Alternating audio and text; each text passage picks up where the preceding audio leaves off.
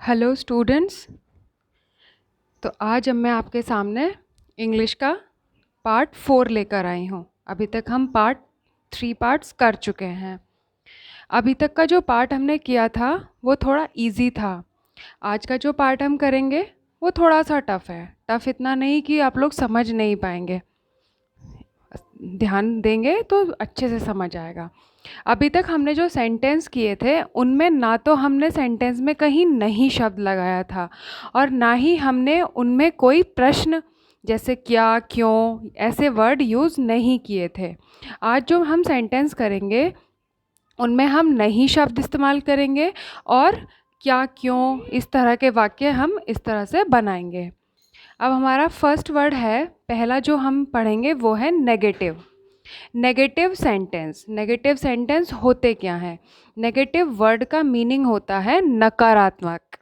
जैसा कि नाम से ही पता चल रहा है, नकारात्मक मतलब जिन वाक्यों में नहीं आता है वो नेगेटिव सेंटेंस होते हैं। अब अगर मैं बोलूँ राम अच्छा लड़का है तो वो सेंटेंस कैसा हुआ? सिंपल यानी सकारात्मक। ठीक है। अगर मैं उस सेंटेंस में नहीं शब्द जोड़ देती हूँ, राम अच्छा लड़का नहीं है, तो ये सेंटेंस बन जाता है नकारात्मक। नहीं को इंग्लिश में क्या कहते हैं? नॉट। ठीक है। अब बात आती है कि ये नॉट वर्ड हमें यूज़ कहाँ पर करना है, लगाना कहाँ है। अब तक जो मैंने तुम्हें हेल्पिंग वर्ब बताई हैं 3 पार्ट्स में, इज़, एम, आर, वॉज, वर, इन्हीं हेल्पिंग वर्ब के जस्ट बाद तुम्हें नॉट लगाना है। ठीक है। कैसे? अब देखो समझाती हूँ। सेंटेंस है राम अच्छा लड़का नहीं है। पहले आता है, अगर मैं इसे बनाऊँ राम अच्छा लड़का है तो तुम कैसे बनाओगे? Ram is good boy.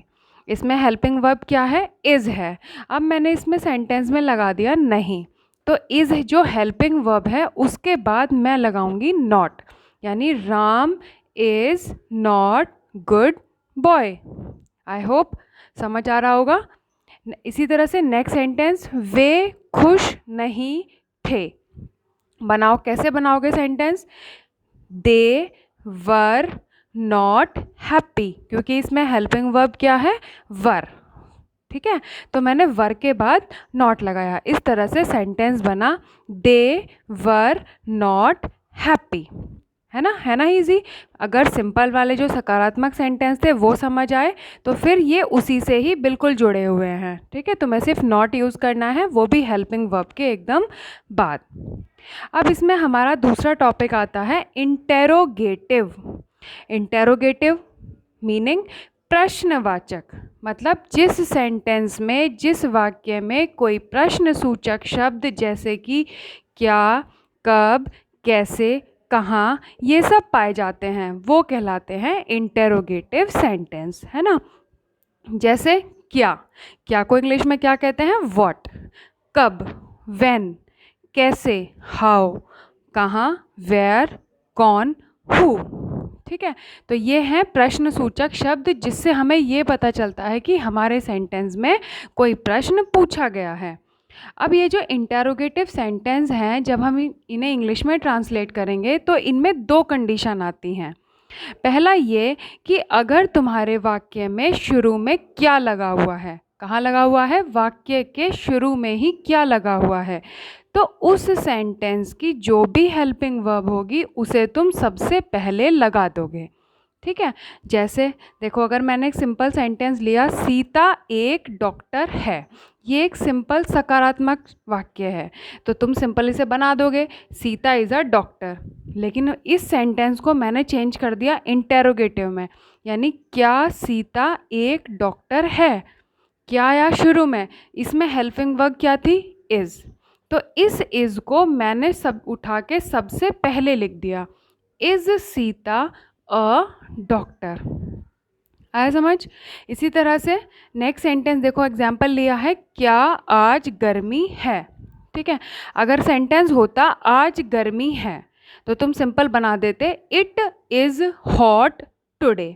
अब क्योंकि सेंटेंस के शुरू में आ गया क्या, तो हम क्या करेंगे, जो इसकी हेल्पिंग वर्ब है, हेल्पिंग वर्ब क्या है? इज़ को उठा के सबसे पहले लिख देंगे। क्या बन गया? Is it hot today. Okay. अब दूसरी सिचुएशन आती है, अगर वाक्य के बीच में ये जो क्या शब्द मैंने इस्तेमाल किया था या कोई भी प्रश्नसूचक शब्द वो वाक्य के बीच में आ जाए, तब हम क्या करेंगे? तो हम किस तरह से करेंगे? सबसे पहले जो भी प्रश्नसूचक शब्द है, क्या, क्यों, कब, कैसे, सबसे पहले हम उसकी इंग्लिश स्टार्टिंग में लिखेंगे। उसके बाद हेल्पिंग वर्ब, फिर जो भी उसमें करता है, काम करने वाला व्यक्ति है। ठीक है, देखो जैसे सेंटेंस है, वह दुखी क्यों था, तो इसमें क्यों है प्रश्नसूचक शब्द।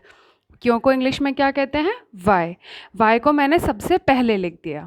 ओके, उसके बाद वह के और क्यों था है, तो इसके लिए हम वॉज यूज़ करेंगे, और अगर है होता तो क्या यूज़ करते? इज़। तो ये बन गया तुम्हारा sentence, why was he sad.